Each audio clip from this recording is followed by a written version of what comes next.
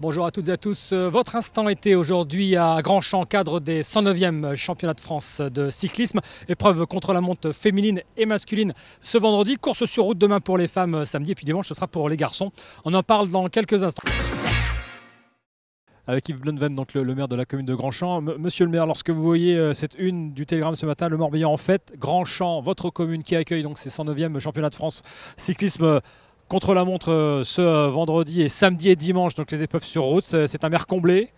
Oui, un maire heureux parce qu'il a fallu relever le défi. Il y a encore 7-8 semaines, ce n'était pas un sujet, les championnats de France à Grandchamp. Jusqu'au jour où, un matin à 8h, on a croisé David Lapartien qui nous a demandé si on était prêt à relever le défi. Et on a mis une petite dizaine d'heures à lui répondre puisque j'avais un conseil municipal le soir et que l'ensemble de mes conseillers municipaux ont validé le projet de relever ce défi. Il fallait donc suppléer Plumelec qui avait dit non à cause du Covid. Vous, ce Covid-là, ce contexte sanitaire-là ne vous a pas fait peur ? Il fait peur à tout le monde, mais en même temps, je pense qu'on doit aussi, et c'est une obligation que l'on a, c'est d'essayer de trouver des solutions pour continuer à vivre et pour continuer à faire fonctionner, que ce soit l'économie, mais aussi le tissu associatif, mais avec des obligations. Vous allez voir, pendant ces 3 jours, le maximum de protection a été pris. On a un arrêté préfectoral sur le port du masque obligatoire. On a mis des jauges maximum dans des poches, puisqu'on a la chance d'avoir un circuit avec une ligne d'arrivée qui est espacée à peu près d'1,5 km du bourg. Donc le bourg est un pôle d'intérêt puisque un seul tour de circuit passe 2 fois. Donc au bourg, vous allez le voir 26 fois. On a mis des écrans géants dans 2 endroits du bourg, tout ça pour fixer les gens.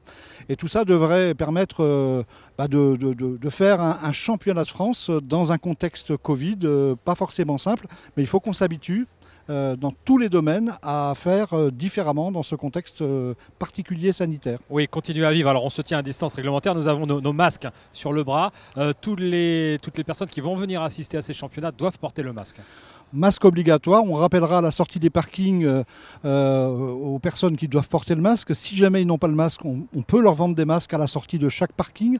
On a quelque chose d'assez original qu'on a mis en place avec les services de la préfecture.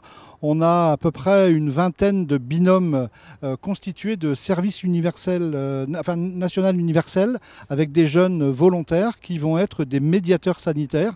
Ils vont avoir le sac à dos avec du gel hydroalcoolique. Ils vont rappeler aux personnes qui éventuellement n'auraient pas porté le masque de le porter. Mais je suis rassuré quand je vois depuis quelques jours les gens circuler, parce qu'il y a déjà énormément de monde arrivé, notamment avec les camping-cars. Les gens portent le masque. On ne devrait pas voir les mêmes images que dimanche soir et ce qu'on a vu ces derniers jours avec des pseudo-supporters du PSG où là, personne n'a de masque. Merci monsieur le maire et beau championnat de France ici même sur votre commune. Merci. Et ça se joue bien quelques mètres. Audrey Cordon-Rago qui en termine dans un temps de 41 minutes. 18 secondes et 84 centièmes, c'est la 2e place pour Audrey Cordon-Rago qui est battue pour 4 petites secondes. Les larmes d'Audrey Cordon-Rago, une des images fortes de ces championnats de France à Grandchamp. La Bretonne, locale de l'étape, 2e en 2019, rêvait d'un 5e titre en tricolore. En contre-la-montre, elle s'incline de 4 secondes au terme des 28 km 400, battue par Juliette Labousse, 4e l'an dernier et nouvelle championne de France. Ça fait plusieurs années que j'essaie d'avoir le titre et l'année dernière c'était une grosse déception et là ça fait vraiment plaisir. Je me sentais super bien dès le départ donc je suis contente d'avoir battu Audrey, c'est sûr, et je pense qu'on se respecte donc c'est top. J'ai tout donné jusqu'au bout et je me suis dit en passant la ligne que j'avais pas de regrets. Je me sentais bien, donc si elle était devant, c'était qu'elle était juste plus forte aujourd'hui. Donc en tout cas, je suis vraiment contente. J'ai pas de mots, je sais pas ce qui s'est passé. J'ai eu de l'avance tout le temps. Tout le temps. J'ai pas l'impression de buter plus que ça. Je sais pas. Elle était plus forte, c'est tout. J'ai vraiment tout le temps eu l'impression d'être dedans, d'être bien et d'être dans mon élément. Mais je perds énormément de temps dans la dernière partie et j'ai pas l'impression de ralentir. Je sais pas ce qui s'est passé, je sais pas. Tout allait parfaitement bien et il m'a manqué quelque chose, je pense, je sais pas quoi, mais il m'a manqué quelque chose sur la fin, ouais. Le succès de la sociétaire du team Sunweb s'est joué sous les yeux de la ministre des Sports, Roxana Maracineanu, venue à Grandchamp valider les derniers ajustements techniques avant le départ du Tour de France dans une semaine. Oui, le fait que dans les zones de départ, d'arrivée, il y ait plusieurs zones limitées avec de la billetterie. Sur une course populaire, c'est rare, mais il faut de la billetterie pour pouvoir comptabiliser les personnes. Aujourd'hui, il y avait 3 zones de 5000 espacées mises à disposition. Il n'y a que moins de 10 000 spectateurs attendus là sur le week-end. Pour les courses masculines, ce sera un peu plus. Mais évidemment, c'est un bon moyen de valider ce qui va se passer sur le Tour de France, notamment au départ et aux arrivées.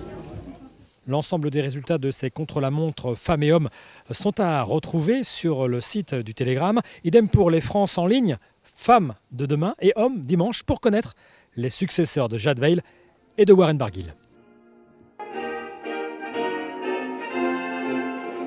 Les applaudissements pour Juliette Labouche, championne de France. Audrey Cordon-Rago, médaille d'argent. Aude Bianic, médaille de bronze.